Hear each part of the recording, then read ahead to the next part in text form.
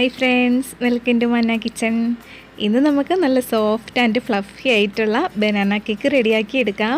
ഈ കേക്ക് നമ്മൾ ഓവനും ബീറ്ററും ഒന്നും ഇല്ലാതെ മിക്സിയും കുക്കറും ഉപയോഗിച്ചിട്ടാണ് റെഡിയാക്കി എടുക്കുന്നത്. വീഡിയോയിലേക്ക് പോകുന്നതിന് മുമ്പായിട്ട് മന്ന കിച്ചൺ ഇതുവരെ സബ്സ്ക്രൈബ് ചെയ്യാത്ത കൂട്ടുകാരുണ്ടെങ്കിൽ താഴെ കാണുന്ന സബ്സ്ക്രൈബ് ബട്ടൺ ഒന്ന് ക്ലിക്ക് ചെയ്യണം കേട്ടോ. അതോടൊപ്പം തൊട്ടടുത്തുള്ള ബെല്ലൈക്കൺ കൂടി ഒന്ന് ഇനേബിൾ ചെയ്തിട്ട് ഓൾ എന്ന ഓപ്ഷൻ പ്രസ് ചെയ്യാനും കൂടി മറക്കല്ലേ. എന്നാൽ മാത്രമേ ഞാൻ വീഡിയോസ് അപ്ലോഡ് ചെയ്യുമ്പോൾ നിങ്ങൾക്ക് കറക്റ്റായിട്ട് നോട്ടിഫിക്കേഷൻ കിട്ടുള്ളൂ. ആദ്യമായിട്ട് എപ്പോഴും ചെയ്യുന്ന പോലെ നമുക്ക് ഡ്രൈ ഇൻഗ്രീഡിയൻസ് അരിച്ചെടുക്കാം. അരിപ്പയിലേക്ക് 1 കപ്പ് മൈദ ഇട്ട് കൊടുത്തിട്ടുണ്ട്. 1 ടീസ്പൂൺ ബേക്കിംഗ് പൗഡറും 1/2 ടീസ്പൂൺ ബേക്കിംഗ് സോഡയും 1 പിഞ്ച് ഉപ്പും കൂടി നല്ലതുപോലെ ഒന്ന് അരിച്ചെടുക്കാം.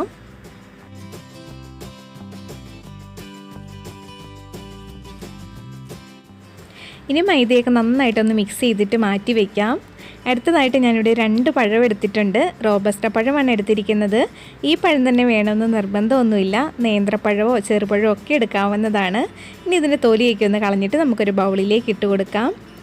പഴത്തിൻ്റെ തൊലിയൊക്കെ പൊളിച്ചെടുത്തിട്ടുണ്ട്. ഇനി ഒരു ഫോർക്ക് വെച്ചിട്ട് ഈ പഴം നന്നായിട്ടൊന്ന് ഉടച്ചെടുക്കണം. പഴം ഇവിടെ നന്നായിട്ട് ഉടച്ചെടുത്തിട്ടുണ്ട്. ഇത് നമുക്ക് മാറ്റി വയ്ക്കാം.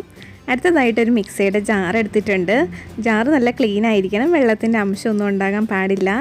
ഇതിലേക്കൊരു 3 മുട്ട പൊട്ടിച്ചൊഴിക്കാം. ഹാൻഡ് ബീറ്റർ ഉള്ളവർക്ക് അത് വെച്ചിട്ട് ബീറ്റ് ചെയ്താൽ മതി. ബീറ്റർ വെച്ചിട്ട് ചെയ്യുമ്പോൾ 3 മുട്ട ചേർക്കേണ്ട ആവശ്യമില്ല, 2 മുട്ട ചേർത്താൽ മതിയാകും. ഇനി ഇതിലേക്ക് 1/2 കപ്പ് പഞ്ചസാരയും കൂടെ 2 ടേബിൾ സ്പൂൺ പഞ്ചസാരയും കൂടി ചേർത്ത് കൊടുക്കാം. അടുത്തതായിട്ട് 1/2 കപ്പ് സൺഫ്ലവർ ഓയിൽ ചേർത്ത് കൊടുക്കാം. ഓയിലിന് പകരമായിട്ട് മെൽറ്റ് ചെയ്തിട്ടുള്ള 1/2 കപ്പ് ബട്ടർ ചേർത്ത് കൊടുത്താൽ ഒന്നുകൂടെ ടേസ്റ്റി ആയിരിക്കും.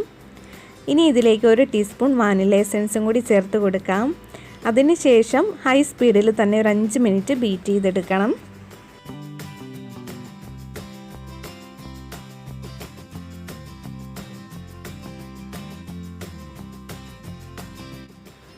അഞ്ച് മിനിറ്റ് ബീറ്റ് ചെയ്ത് കഴിഞ്ഞപ്പോൾ മുട്ട നന്നായിട്ട് പതഞ്ഞ് വന്നിട്ടുണ്ട്. ഇത് നമുക്ക് ഒരു ബൗളിലേക്ക് ഒഴിച്ചു കൊടുക്കാം.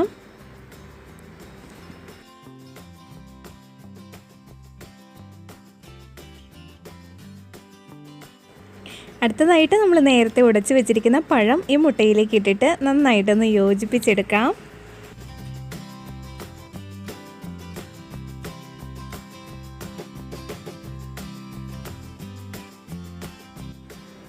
പഴവും മുട്ടയും കൂടി നന്നായിട്ട് യോജിപ്പിച്ചെടുത്തിട്ടുണ്ട്. ഇനി ഇതിലേക്ക് നമ്മൾ നേരത്തെ അരിച്ച് വെച്ചിരിക്കുന്ന ഡ്രൈ ഇൻഗ്രീഡിയൻസ് 2-3 തവണയായിട്ട് ചേർത്ത് കൊടുത്തിട്ട് കേക്കിൻ്റെ ബാറ്റർ നമുക്ക് റെഡിയാക്കി എടുക്കാം.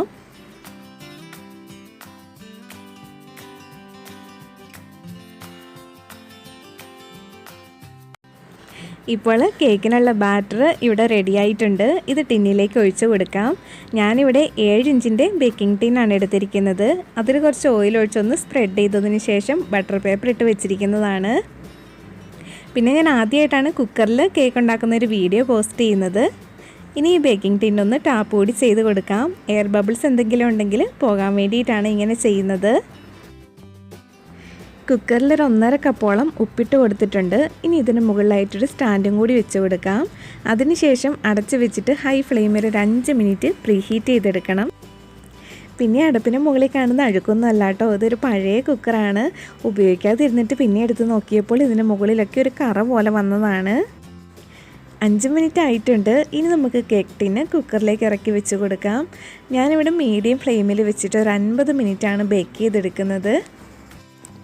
ഓവനിലാണെങ്കിൽ 150 ഡിഗ്രി സെൽഷ്യസിൽ ഒരു 40 മിനിറ്റ് ബേക്ക് ചെയ്തെടുത്താൽ മതിയാകും. പിന്നെ ഒരു 30-35 മിനിറ്റൊക്കെ ആകുമ്പോൾ ഒന്ന് തുറന്ന് നോക്കാം. കാരണം ഓരോരുത്തരുടെയും ഗ്യാസിൻ്റെ ഫ്ലെയിമിനൊക്കെ അനുസരിച്ച് സമയത്തിന് മാറ്റം വരുന്നതാണ്. ഇപ്പോൾ 50 മിനിറ്റ് കഴിഞ്ഞിട്ടുണ്ട്. ഞാനൊരു 40 മിനിറ്റൊക്കെ ആയപ്പോൾ തുറന്നിട്ടൊന്ന് കുത്തി നോക്കിയായിരുന്നു, പക്ഷേ കേക്ക് ബേക്കായിട്ടുണ്ടായിരുന്നില്ല. 50 മിനിറ്റ് ആയപ്പോൾ കേക്ക് നന്നായിട്ട് ബേക്കായിട്ടുണ്ട്. ഇനി നമുക്ക് കുക്കറിൽ നിന്ന് കേക്ക് ടിന്ന് പുറത്തേക്ക് എടുക്കാം. കേക്ക് ഇവിടെ തണുത്ത് വന്നിട്ടുണ്ട്. ഇനി നമുക്ക് കേക്ക് ടിന്നിൽ നിന്ന് പുറത്തേക്ക് എടുക്കാം.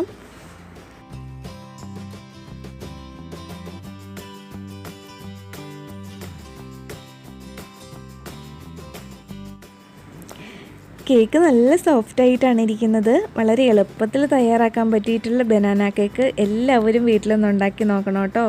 അതിനുശേഷം കമൻസൊക്കെ അറിയിക്കാനും മറക്കരുത്.